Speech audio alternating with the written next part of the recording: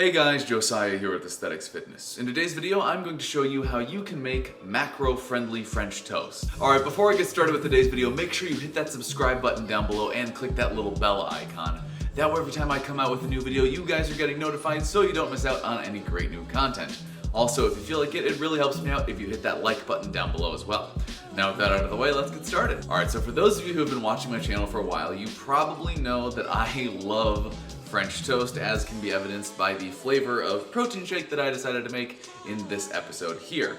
And that being said, protein shakes are great, but they don't really fully crush that French toast craving that I so often get, and so I took it upon myself to make a high-protein, low-fat version of French toast that still tastes delicious, still crushes that craving, and will fit into my daily macros. Now, of course, if you are on a keto diet, this isn't gonna really work for you, but for the most part, I stick to a high protein, high carb, low fat diet, and so this recipe works really well for my macros. Whether you are cutting or bulking or just maintaining, you should be able to fit at least a couple slices of this into your day if you want to. So without further ado, let's get started on this recipe.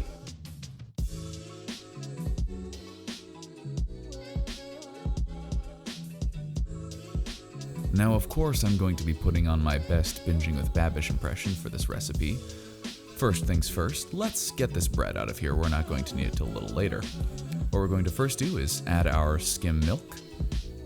Enough to cover just the bottom of the pan should be enough. And then we're going to add in 1 serving of egg whites.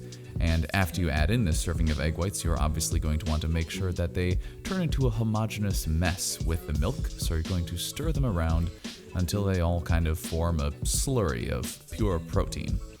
Next, time to season, so we'll add a healthy dose of cinnamon to taste, a little bit of nutmeg or way too much nutmeg, a little splash of vanilla extract, and then the next step, stir it, mix it all around, make sure it's all evenly incorporated so you don't have random chunks of cinnamon and large splashes of vanilla coating the edges of your French toast.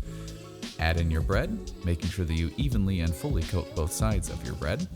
This should be obvious to any of those of you who have ever cooked French toast before. And after we do that, the next step is just to take the bread and get it on the stove.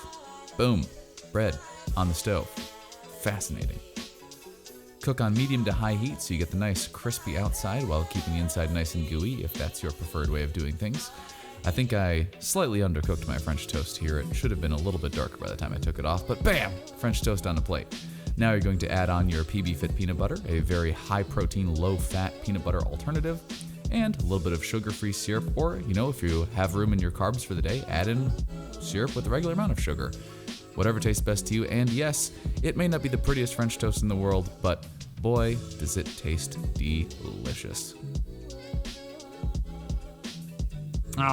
So good. Alright guys, really quick announcement before I wrap up today's video.